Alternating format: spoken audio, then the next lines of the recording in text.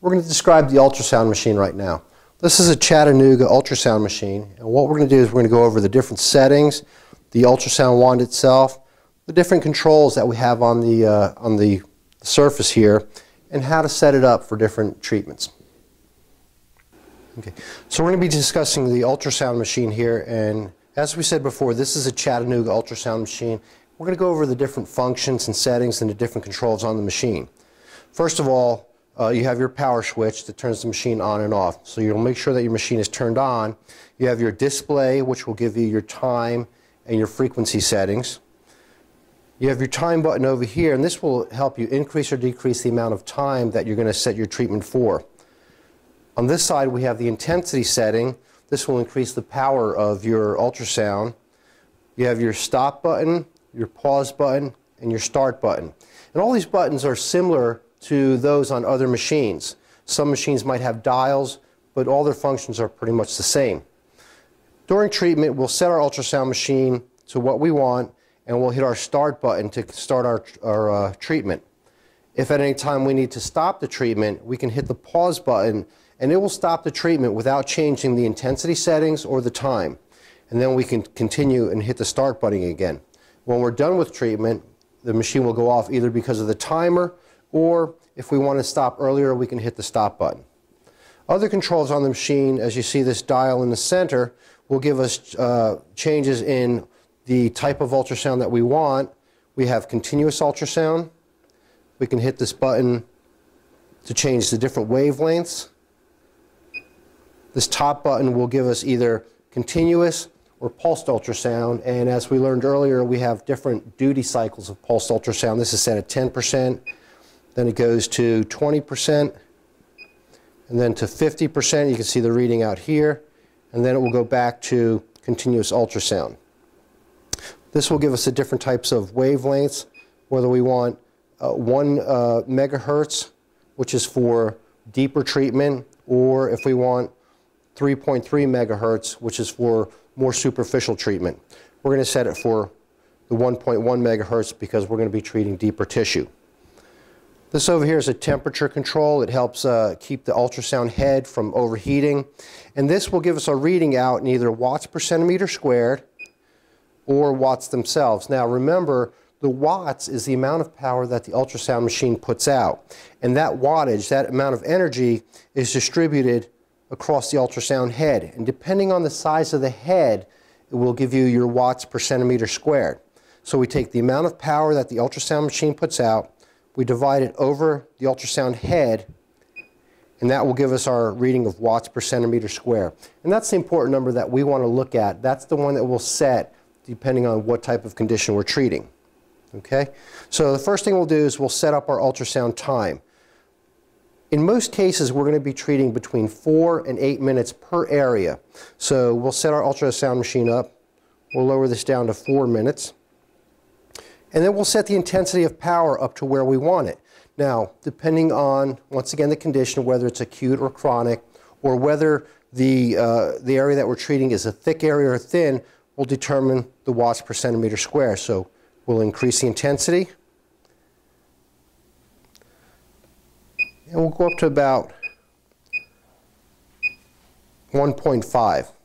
1.5 is an average treatment time for your average tissue.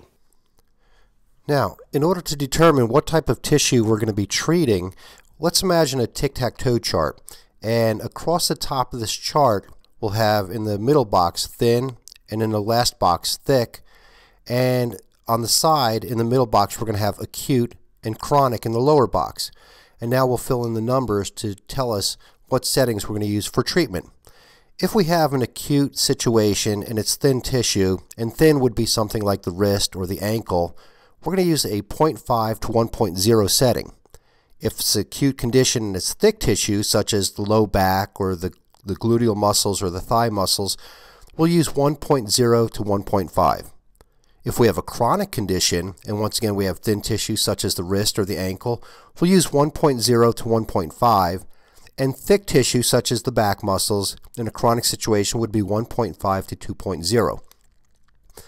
For uneven surfaces, such as the wrist or the ankle, we'll want to do treatment underwater. and we'll put the part in a bucket of water. And when we do this, we're going to add 0.5 to the treatment settings that we're going to use. Once we get this all set, we're all ready to go. We'll put down our ultrasound gel on the patient, and we'll hit our start button, and we'll begin our ultrasound treatment.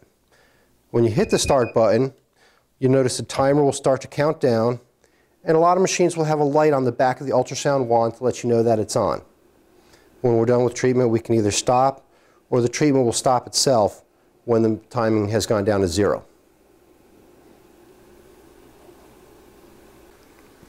What we're going to do now is we're going to perform some ultrasound on a patient, and we're going to show you how to move the ultrasound machine, or how to move the ultrasound head, how much ultrasound gel you should be using. We're going to start off with the ultrasound gel.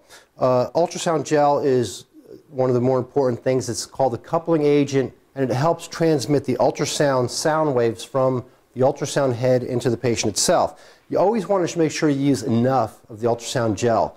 It's always better to use too much than it is to have too little and have friction to where it's hard to glide the ultrasound head over the patient. So we're going to put this on the patient. We'll warn the patient also. This is going to be a little chilly. So we'll put a good amount on here. Remember, it's always better to have too much than too little. And this area of tissue here, we're going to consider this a chronic injury, an old injury, and the tissue would be considered thick. The muscles of the back are considered thick. So according to the chart that we went over earlier, thick tissue, chronic, we're going to use an ultrasound setting of about 1.5 to 2.0 watts per centimeter squared. Remember, our treatment time is going to be approximately 4 to 8 minutes per area, so we'll set our time for 4 minutes. We'll set our intensity for about 2.0. We'll set it at 2.0 watts per centimeter squared.